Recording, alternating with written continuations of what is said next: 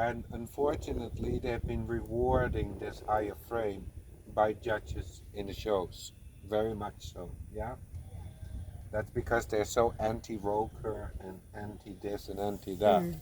that they go to the other extreme, not realizing that they actually do as much damage as the roker, yeah?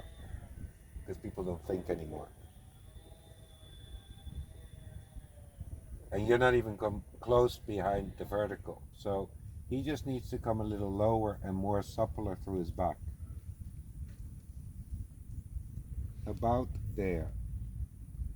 You feel also there is your connection also a little bit unsteadier, right? Yeah. Now the reason why it is a little unsteadier because you put him a little bit more effort through his back. And that requires a little bit more strength.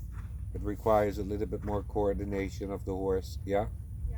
So that's why you have to take and give a little bit on each side, the consequences, yeah? Yeah.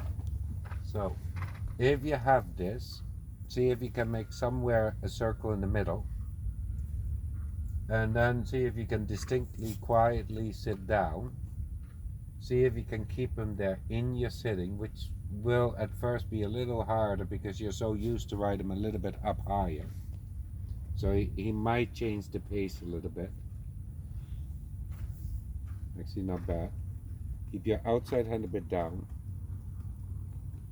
And careful that you don't over flex the neck in because then the right shoulder will drop too much. Good. Now, if you feel that he's low enough, gentle, with a super gentle hugging left leg. See if you can guide him to your outside rein without changing the position into a walk. But the challenge is that you keep it down. Did you feel that that was immediately more fluent? Yeah. Yeah? And not that stop? Yeah. So that is super important. Now, when you set him up back to a trot, I know that you did pretty decent transitions to the trot, but they can still improve more. So do a similar way. You ride him from your left leg a little bit to the outside 8. If you feel that he stays down and round, don't overdo it, just a little. And if he stays down, yes, absolutely, nice. Now a little outside rein there. That is nice. See, that to me looks suppler. Exactly. So if you feel ready to ride it very gentle from the lower left leg into the outside rein, and it doesn't have to be so super obvious, but you want to feel that it softens down into your head.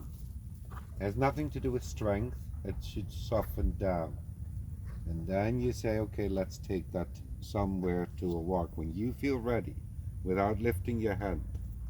And then you see a little bit here, out of protection, he is already saying, I don't want to use my back. I want to rather bring my head up so I can stop a lot quicker. And then I don't have to be that involved. Good for you, good for you.